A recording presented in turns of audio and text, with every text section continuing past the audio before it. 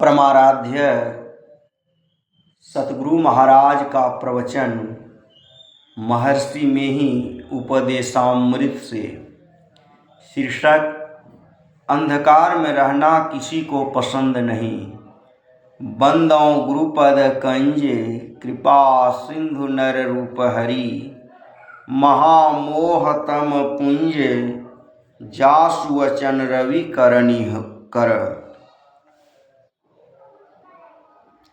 प्यारे लोगों, आप लोग बहुत शांत होकर पूर्व वक्ता के प्रवचन सुन चुके और भी सुनने को तैयार हैं। मैं आप लोगों को शुभ आशीर्वाद और जिसको जैसा चाहिए धन्यवाद देता हूँ। जो कुछ भी संत सेवी जी के भाषण में आपने सुना है, संत मत में इससे बेसी बात कही जाए मेरे विचार में और बात नहीं है। संत मत का बहुत बड़ा सिद्धांत नहीं है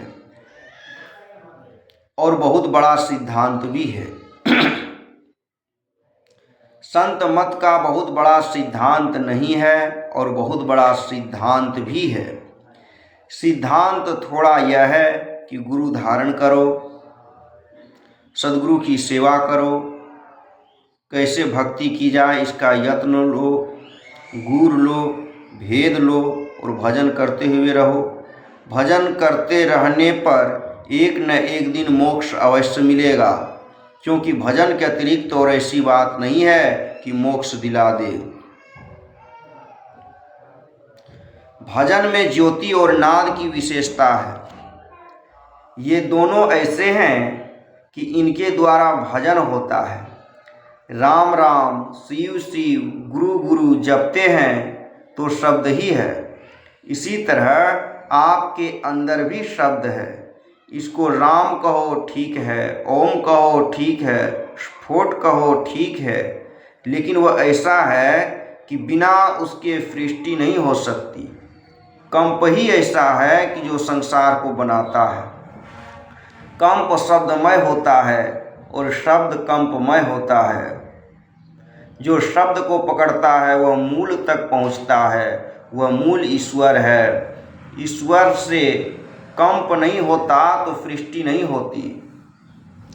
शब्द बोलिए व लिखिए, जब तक मुंह में कंपन नहीं होगा तब तक एक भी शब्द बोल नहीं सकते और हाथ में कंपन के बिना एक भी शब्द लिख नहीं सकते। अंधकार में रहना किसी को पसंद नहीं, इसीलिए ज्योति का भी आदर है। भीतर भी ज्योति है, बाहर भी।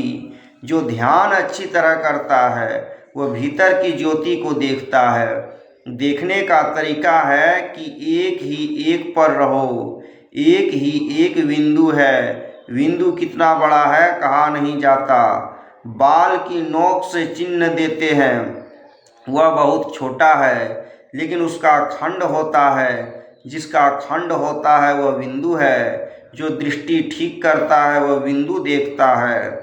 जो बिंदु ठीक से देखता है वह ज्योति पाता है। जो ज्योति पाता है वह अंतर्नाद पाता है। जो अंतर्नाद पाता है वह परमात्मा को पाता है, क्योंकि परमात्मा से ही शब्द होता है।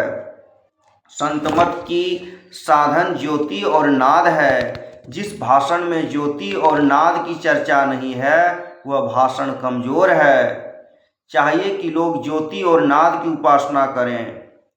जो ये नहीं कर सकते उनको चाहिए कि कुछ न कुछ अवश्य करें। मौखिक जप करें, उपांशु जप करें, मानस जप करें। मानस जप करके अंतर ज्योति और अंतर्नाद को पकड़ सकते हैं। भक्तवर सूरदास जी ने कहा है, शब्द ही शब्द भयो उजियारो, सतगुरु भेद बतायो। सतगुरु से भेद लेकर चाहे नाद उपासना करो, चाहे बिंदु उपासना करो, जप करो, स्थूल ध्यान करो, सूक्ष्म ध्यान, बिंदु ध्यान करो, फिर अंतर्नाद की उपासना करो।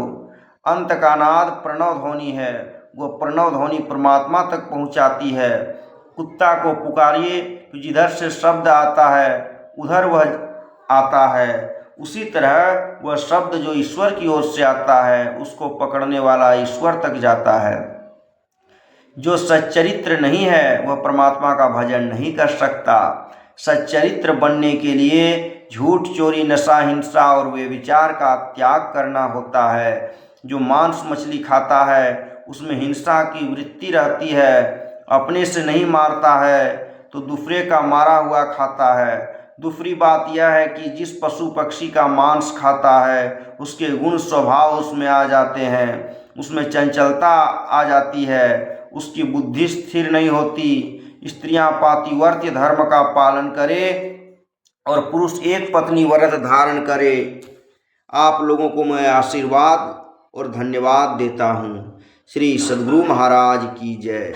यह प्रवचन दिनांक 22/6/1974 ईस्वी को भागलपुर मोहद्दी नगर में हुआ था, जिसका आयोजन वहाँ के धर्म प्रेमी सत्संगी सज्जनों ने किया था।